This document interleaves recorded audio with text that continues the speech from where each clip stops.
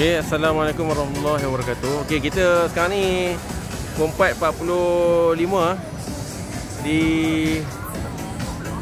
area pasar malam, night market yang terkenal di Taipei ya. Okay, ni dekat macam simpang lah, simpang 4 pasar malam. Dia menghubungkan apa street ni, satu timur, utara, barat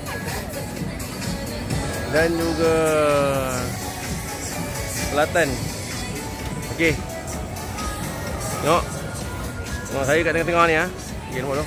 Ni baru petang ah, dia start pukul 6 actually. Dia start pukul 6. Oh, pasar malam ni ke besar lah. Besar.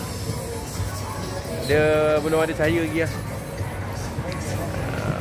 Belum ada lampu-lampu lagi. Okey. Oh, aktor terkenal Hong Kong pun ada. Okey. Tengok. Tarikan dia pelbagai lah. Makanan, cenderahati, souvenir, baju-baju, pakaian. Sama lah macam pasar malam kat Malaysia. Cuma dia ada eksklusif je lah. Ada kedai-kedai kan.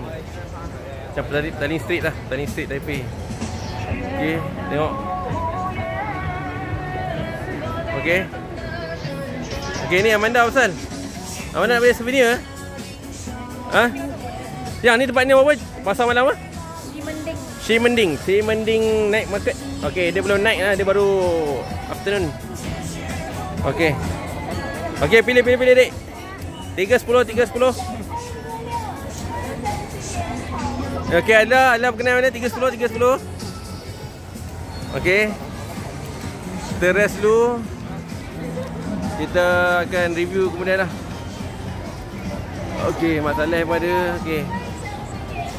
Okey, bye. Ciao.